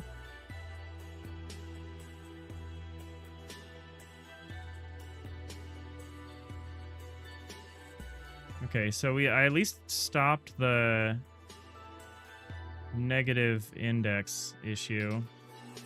I really hate the camera limit thing. The camera using this hard-coded limit is really rough. I don't like it. I'm gonna turn smoothing off.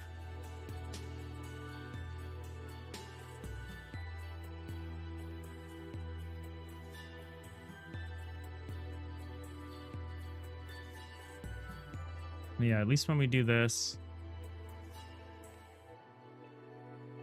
See, this works here, but sometimes it just is weird. It makes me think it's not working at all. Yeah, that. What is that?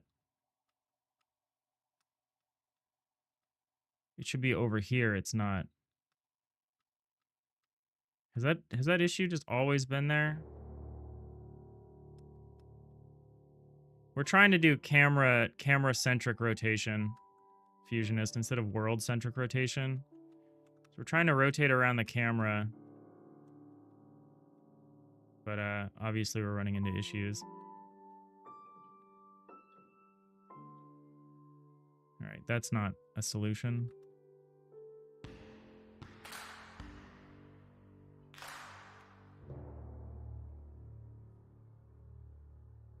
Maybe it's time. Maybe it's time to rewrite that as just as more of a vector thing.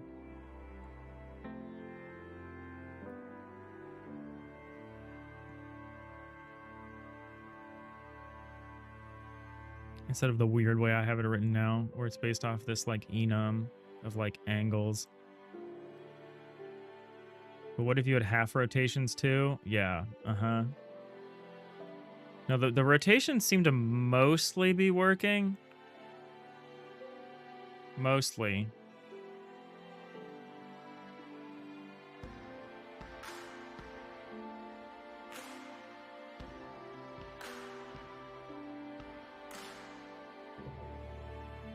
Trying to see if I messed something up. I don't think it's possible that I messed anything up when I converted it over. Center Y plus center X.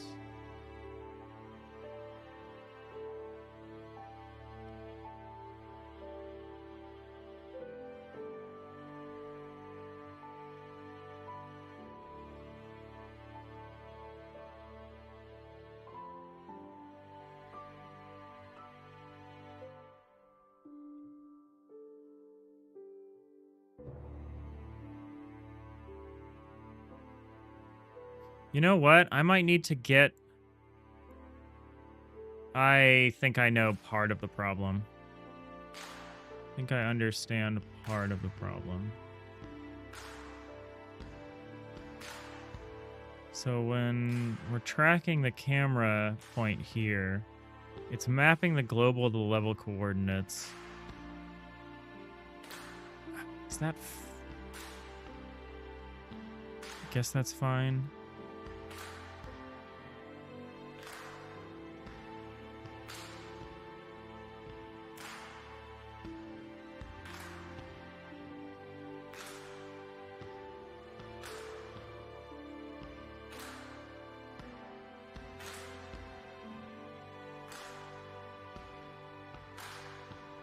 So what are we sending for the cursor coordinates? Map global to level coords.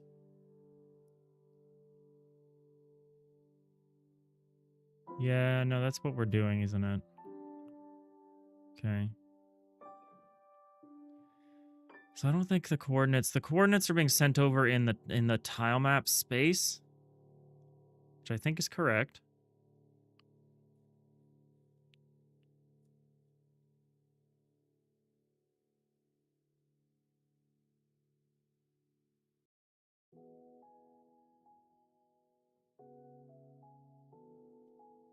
But there's something wrong where it's, even when we're not trying to rotate it, it's just moving around with the camera in a weird way.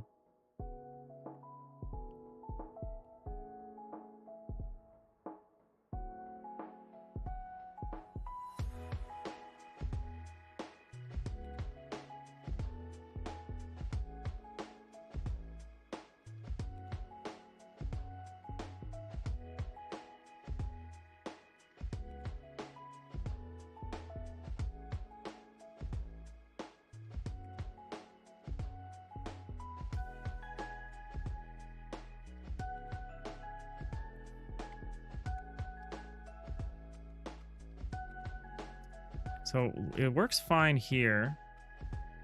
Like, this is kind of what I'd expect. But as soon as we move it, it starts to be weird. So we do this, move it like this. Okay, that's pretty much working again. But we get into these weird states. That also looks mostly correct.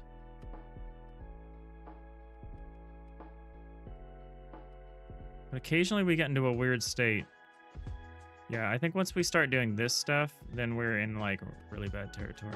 Oh, it's still working. But yeah, what is causing it to move like this?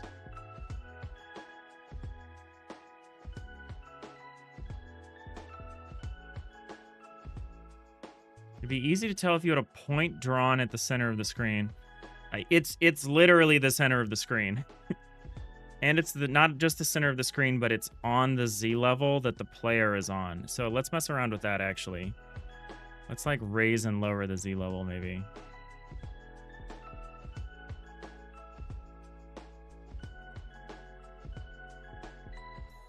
I don't think there's really a problem with the rotation. I think the problem comes from when it starts moving. I mean, obviously we need to prevent it from, like, indexing out of bounds.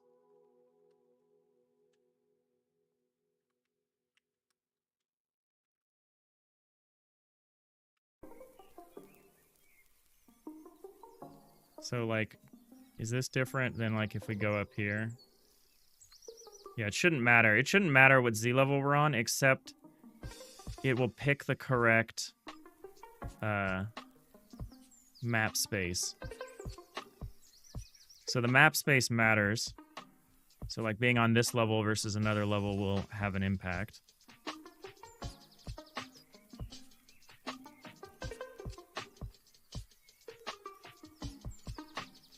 Oh. Hold on. I think I spotted something weird. Maybe that's just perspective.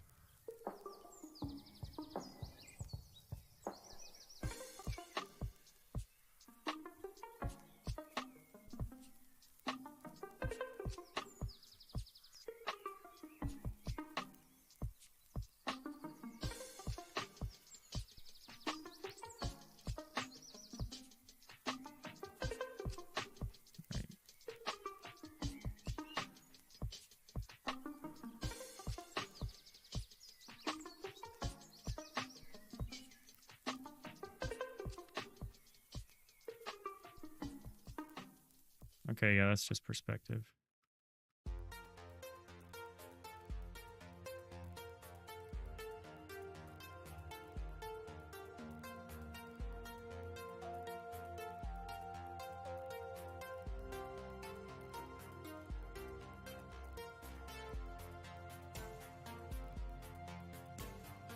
Oh. Yeah, why does it do that?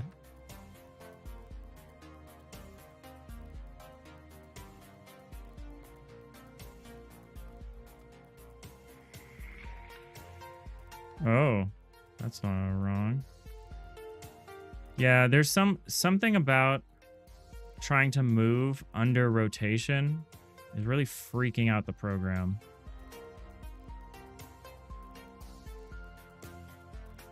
Something about going into relative space gets really confused.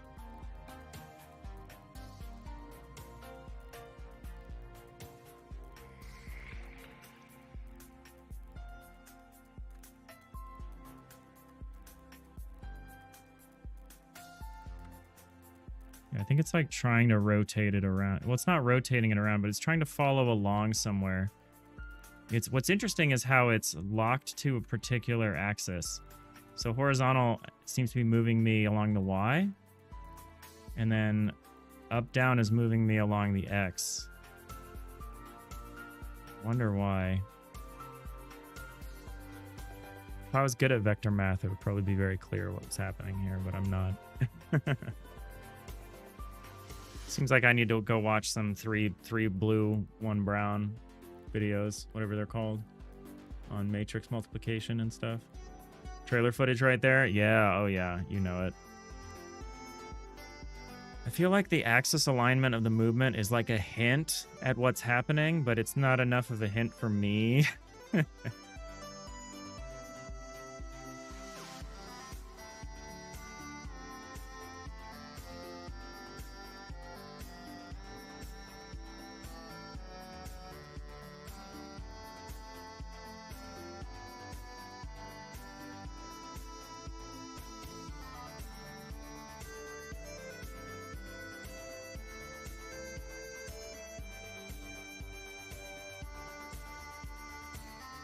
I need a different system that understands the camera's position, but also respects the minimum and maximum bounds of the entire player space, which means I can't use the center point of a bounding box. I need to rotate around a pivot point, but in such a way that doesn't end up, it needs to shift around and, oh man.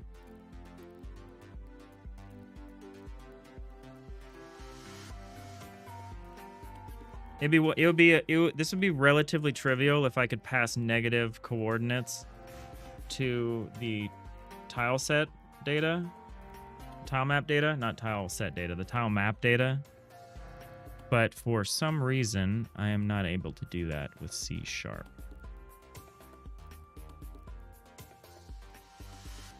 Which is unfortunate because we need to do that data packing here on this side. So if we go down here, we do these conversions. We convert to uint16, and we convert the position X and the position Y of the tiles. And so these cannot be... These cannot be negative. Because this encoding doesn't work with that. Which makes sense, it's a uint16. This is not a restriction I had in GDScript. So I'm like wondering whether we can get around this or not in a more elegant way. Because if we could just write to negative positions in the tilemap data, this would be a lot easier. Otherwise, what we're going to need to do is we're going to need to like move things around. And it is going to look weird. I would rather not do that.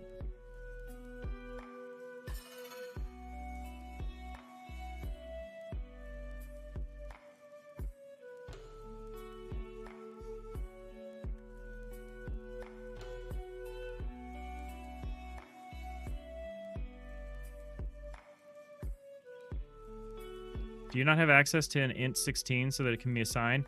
It's expecting uint16 is the thing. Is my understanding. We can go look at it. Tile map data. Next, uint16 can't be negative. No, I understand this. I'm telling you that the Godot encode decode, it does some kind of magic or something, but they're able to encode. I guess they just use int16, but they make it not trivial to do this yourself. So like I was able to encode negative positions normally, but we're like preparing all of this data and like sending it over. We're preparing this data, the tilemap data, which is a packed byte array.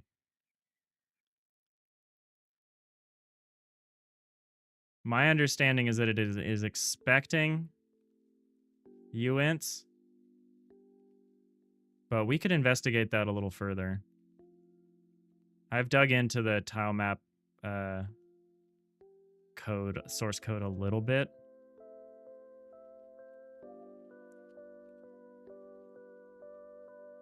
Here's a crazy idea. These are coordinates, right?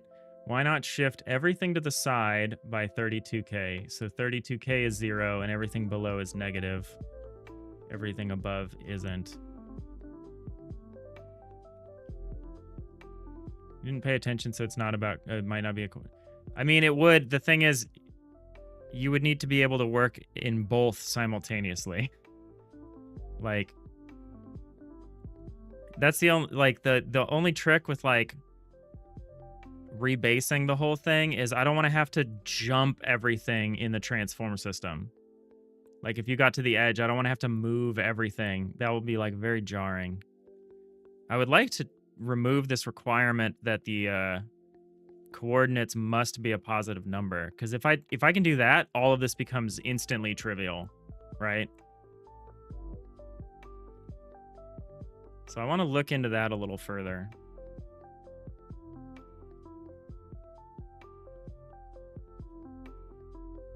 So if we go... So if we can get around this requirement... Well, hold on. Let's just see if it lets us do this. Oh, no, this is a U short. What if we, instead of saying U short, what if we just said short? Let's just see if we can just bypass this requirement and just record everything in shorts instead of U shorts. I'm pretty sure this expects uint16s, but packdata.asspan short to byte. Can you pass negative ints to somewhere else in Godot and then from there pass that data to the tilemap in Godot?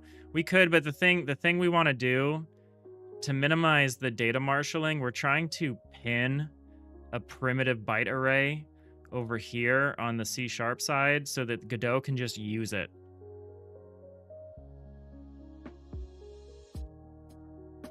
That way there isn't quite as much memory stuff back and forth.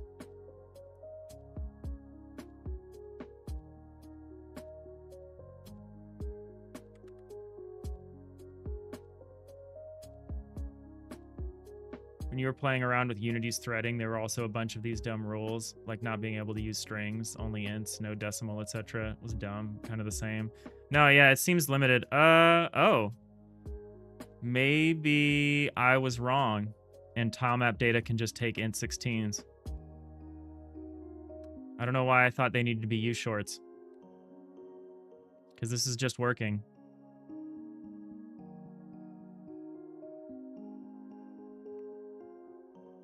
Like, the tilemap data is coming over okay. Huh. Okay. Well, we can support negative numbers now. I'm gonna have to change some stuff. We're gonna have to change some stuff. This is why you challenge your assumptions. I could have gone 6 years working on this game thinking that this was a hard requirement. Instead, I only did 1.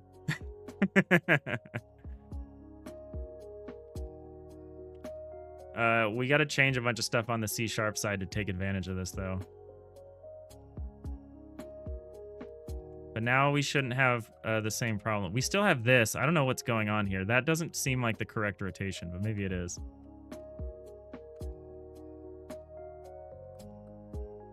I guess it is.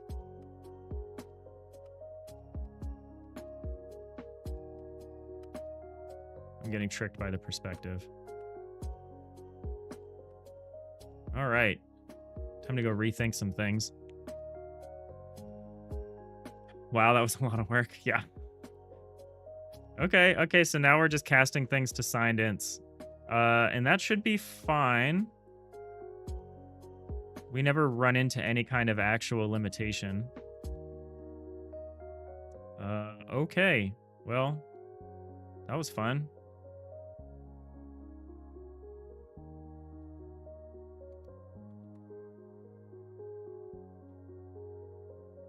Who knew?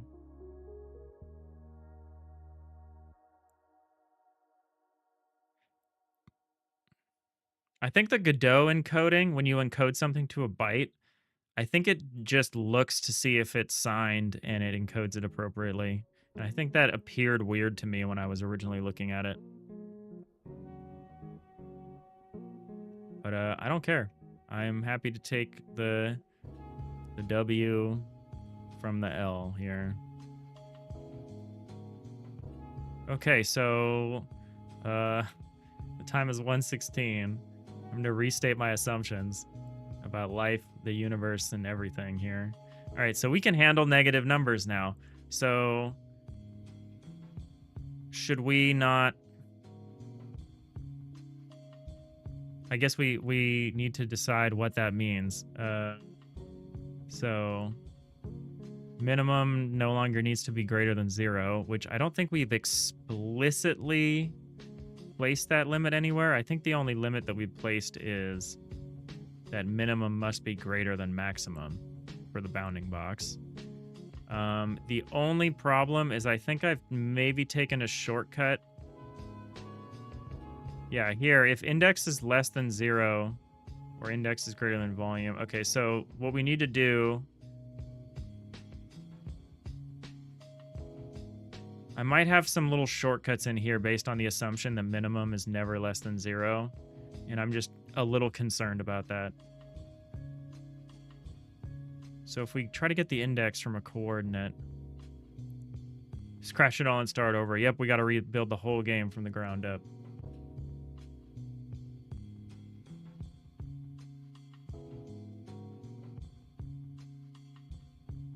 Okay, well that's fun. I guess my homework tonight is to understand the consequences of this. It should make everything a lot easier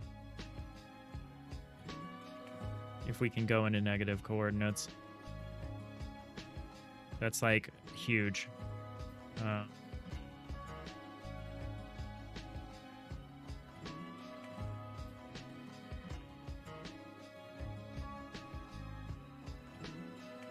I still need to understand why going to relative would be causing an issue.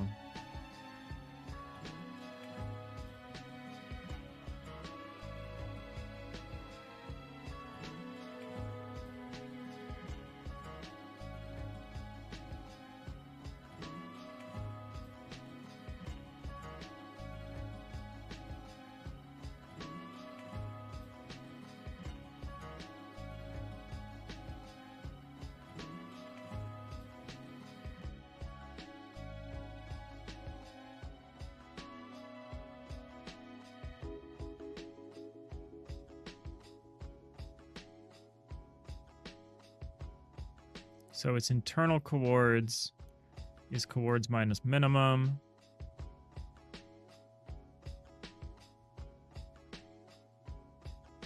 Okay, no, I already account for the possibility of the minimum being a negative number, I think.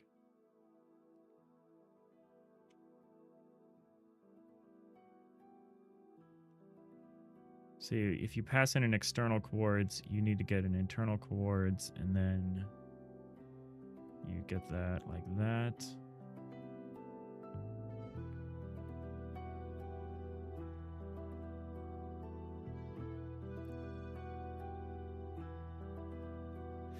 Next, one more thing that's super awesome about having time during the week again, you're actually able to work out. Nice. Which is great. You have this arm injury, which is causing you great pain when you scutter around. Oof. Yeah, having the time to take care of yourself is really great. I'm still like fighting to like get my bike out of storage so that I can go bike riding once the weather is, you know, nice. I say once, it is nice already. Or at least, you know, it's San Francisco nice, which is 60 degrees and gray and windy. Although, it looks sunny today. Oh, sorry if there was a horrible scratching sound. Looks nice today. Alright, so... Huh.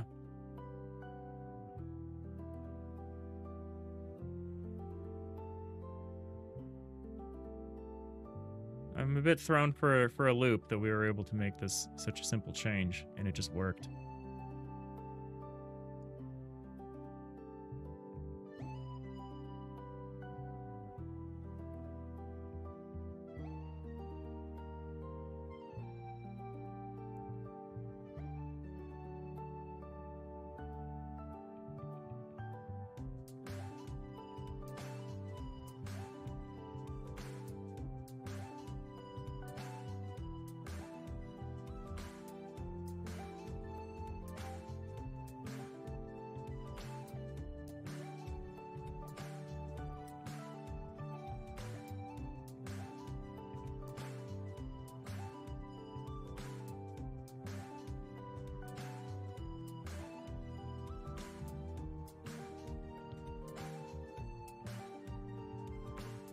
Started working on a new project. You're building a professional microphone. Whoa. Mind-blowing how the parts are available for so much less. That's cool. Cool. It's a super cool project. All right, I gotta wrap it up. I got a meeting. I'm really sorry that we are having such a short stream today. I'm gonna think about the consequences of allowing access align bounding boxes that go negative. And all of the things that... I gotta think about the stuff that we've kind of tweaked. Hey, still needs work. There you are. How's it going? Thanks for saying hello. Hope you're doing well. Yeah, we'll hopefully be back for a fuller stream tomorrow. And I'll have some cool stuff to work on for us. You were lurking? No, you can lurk. You don't have to say hi. I'm glad you had a good time, everyone. Or those who have told me they did. I shouldn't presume. Yeah, I really appreciate you all hanging out. I say I'm going to do some homework before the next stream. We'll see. I might end up just playing RimWorld. I'm getting ready for our Saturday Let's Play. You've had a good time. Thank you, Rhiannon Journey. It's nice seeing you all here. I feel like we're just getting started, and I gotta wrap it up. I'm sorry. I started late. I got caught at work. And I'm going in another meeting soon, but I'm hoping tomorrow we'll have longer time. Yeah. I hope you all have a great rest of your day. Thank you all so much for watching, and I'll see you next time. Bye.